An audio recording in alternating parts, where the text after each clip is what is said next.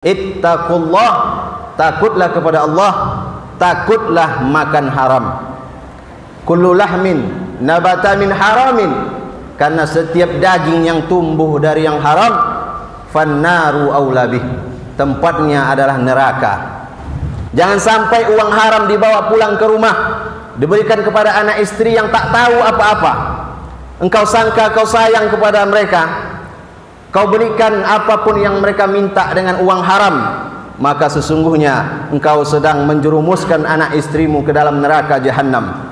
Innallaha thayyibun, sesungguhnya Allah maha baik, la yaqbalu illa thayyiban, dan Allah tidak menerima kecuali yang baik.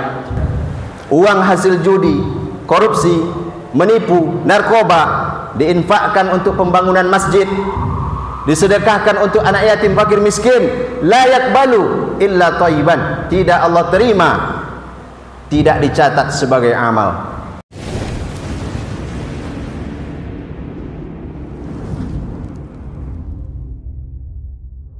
Assalamualaikum warahmatullahi wabarakatuh. Allahu Akbar, Allahu Akbar, Allahu Akbar.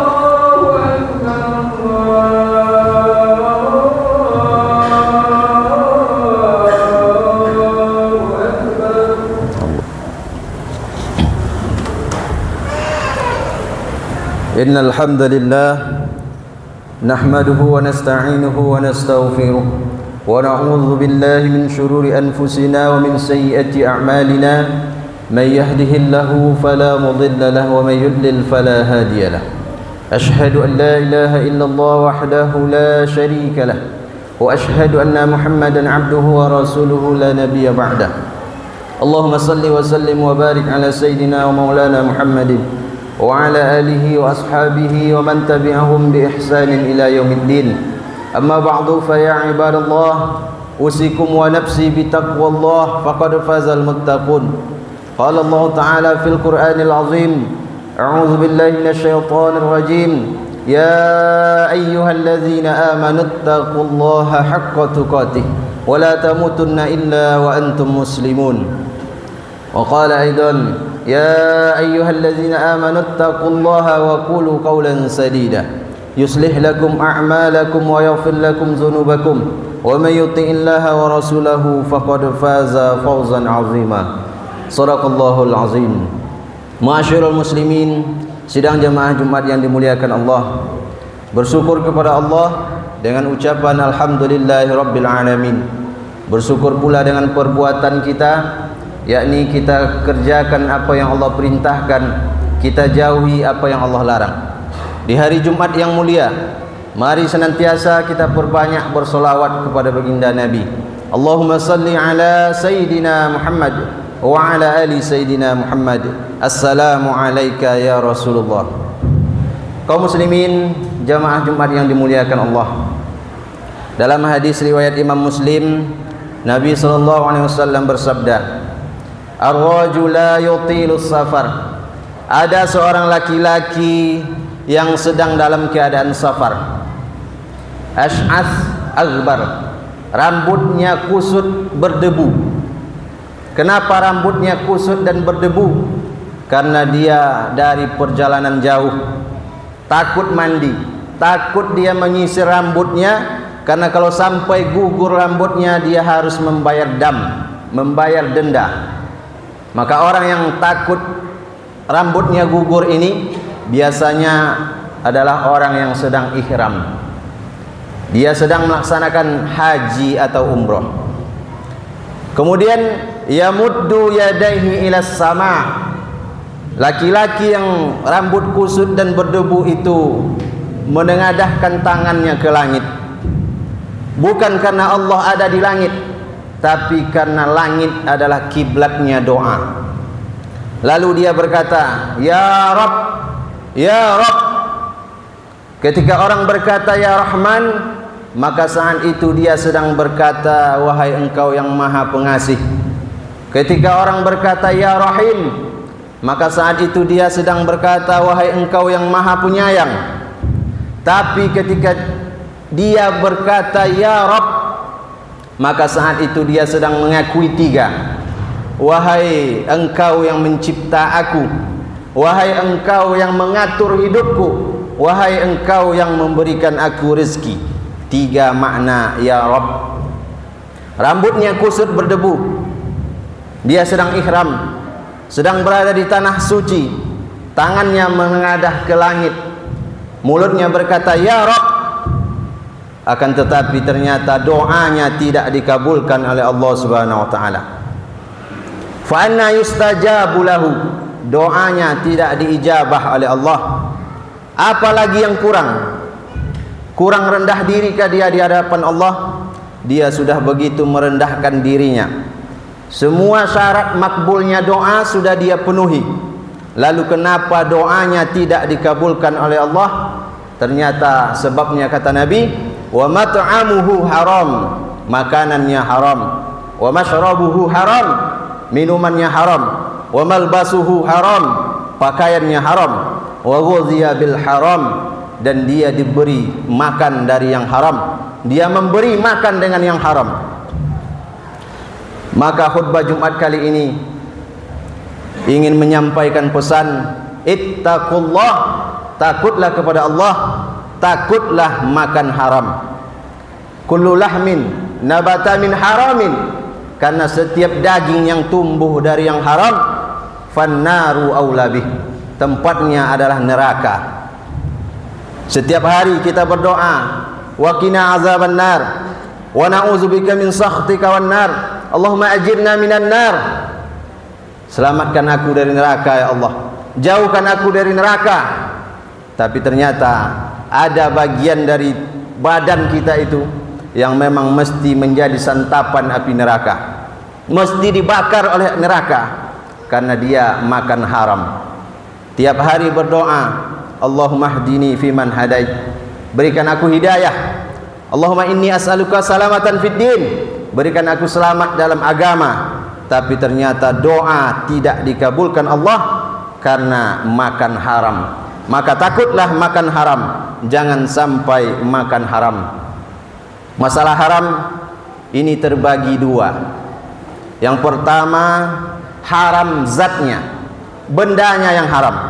Hurrimat alaikumul maitatu, haram bagi kamu makan bangkai, waddamu, darah, walahmul khinzir, daging babi, wa ma uhilla li ghairillahi bih, binatang yang disembelih bukan atas nama Allah, wal munkhaniqatu, binatang yang mati tercekik, wal mauquzatu, yang mati dipukul, wal mutaraddiyatu, yang mati terjatuh, wan natihatu, yang mati tertanduk, haram. Wa ma akala subu'u illa ma zakkaitum, binatang yang diterkam binatang buas kecuali kalau dia sempat disembelih. Wa ma dzubiha 'alan nusub, binatang yang disembelih untuk berhala. Kullu dzinabin minas sibai, setiap binatang yang buas bertaring maka haram. Wa yuharrimu 'alaihimul khaba'ith, segala yang kotor, yang jelek, yang menjijikkan maka haram. Binatang yang hidup di dua alam, binatang yang berbisa, ular, kalajengking, lipan, haram. Makanan, minuman yang memberikan mudarat, khamar, narkoba, haram. Maka pada perkara yang pertama ini, yang berupa haram karena zatnya, mungkin kita semua banyak yang selamat. Takut kita memakannya. Jangankan memakannya, mendekatinya pun kita takut. Tapi pada perkara yang kedua, yaitu bukan zatnya yang haram, bendanya halal. Ayam, kambing, sapi disembelih dengan baik, dimasak dengan baik, halal. Beras kita tanak jadi nasi, halal. Air putih, teh, kopi kita minum, zatnya halal. Akan tetapi cara mendapatkannya yang haram, didapatkan dengan cara yang haram, dibeli dengan uang hasil menipu, hasil mencuri, korupsi, sogok, riba, didapat dengan cara zalim, mengambil hak orang lain. Maka ketika dia dimakan, masuk ke dalam tubuh, haram, berubah jadi darah, tumbuh berubah jadi daging, maka yang haram itu menempel, melekat dalam badan kita. Itulah yang akan dibakar oleh api neraka. Inilah yang banyak orang terjerumus melakukannya. Maka takutlah kepada Allah. Takutlah jangan sampai makan haram. Jangan sampai uang haram dibawa pulang ke rumah, diberikan kepada anak istri yang tak tahu apa-apa.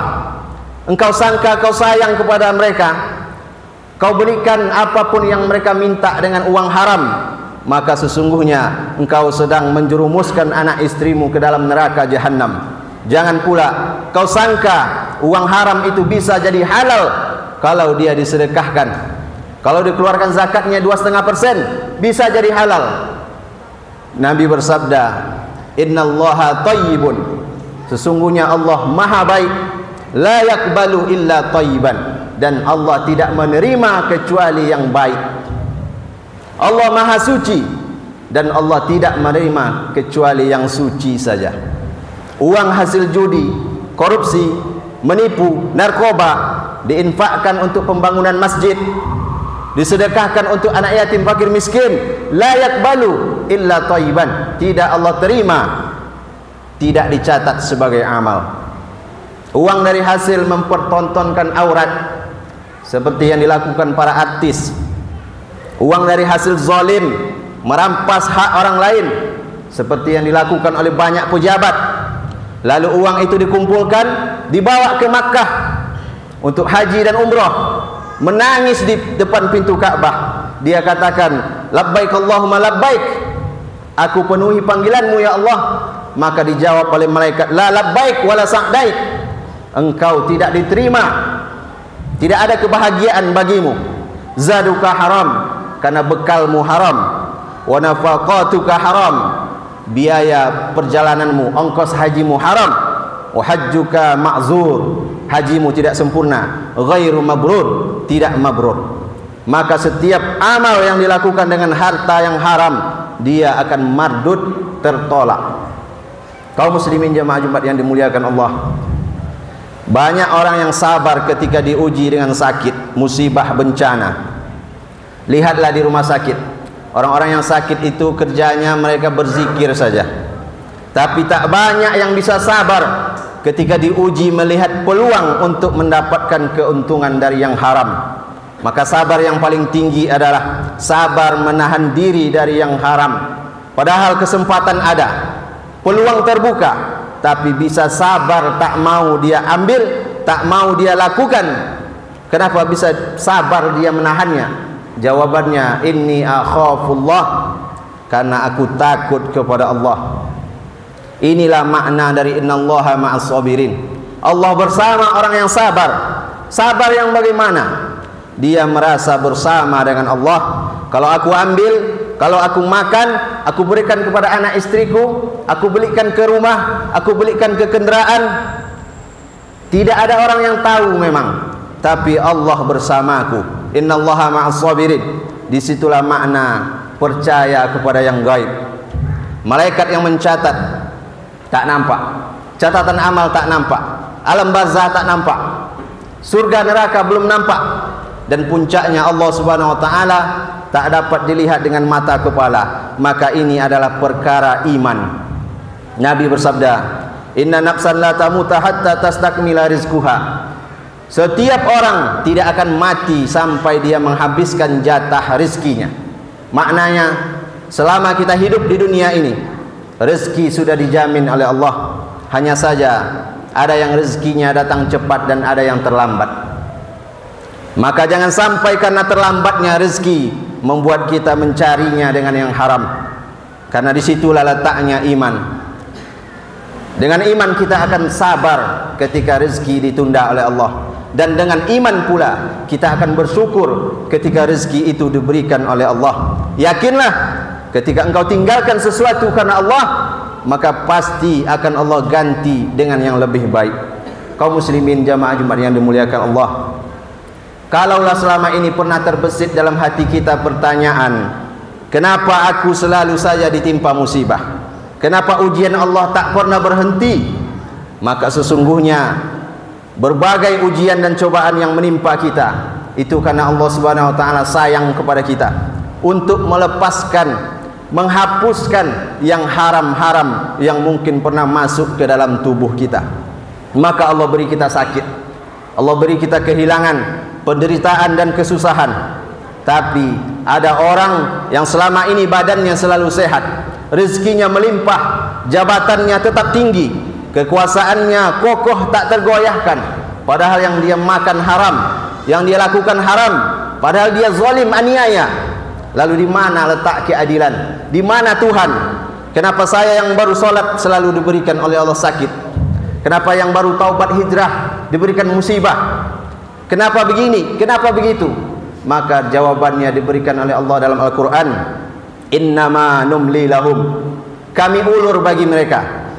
Allah ulur baginya umur panjang, Allah ulur badan yang sehat, Allah ulur rezeki yang melimpah. Untuk apa Allah ulur? Liyazdadu isma, supaya semakin bertambah dosa-dosanya. Mereka menyangka sedang menipu Allah, dia sangka Allah lupa kepadanya. Inna kaidi matin, padahal itu hanyalah tipu daya Allah supaya mereka semakin tenggelam dalam dosa. Walahum azabun muhin, setelah itu barulah Allah timpakan azab yang paling menghinakan untuknya. Ketika azab itu Allah timpakan, tak pernah Allah lepaskan lagi. Maka kalau masih ada ujian yang diberikan oleh Allah, sesungguhnya Allah masih sayang kepada kita, supaya kita segera bertaubat. Tapi yang tak mau bertaubat, isma syi'ta, hiduplah sesuka hatimu, hiduplah dengan cara apapun yang kau mau, hiduplah dengan cara Fir'aun, hiduplah dengan cara Qarun, hiduplah dengan cara setan. Fa innaka mayyit, tapi ingat, suatu saat engkau pasti akan mati juga. Sekaya apapun kau akan mati, sehebat apapun kau akan mati, dan akan Allah minta pertanggungjawabannya. Barakallahu li wa lakum fil Qur'anil azim, wa nafa'ani wa iyyakum bima fihi minal ayati wa zikril hakim, wa taqabbalallahu minna wa minkum tilawatahu innahu huwal ghafurur rahim.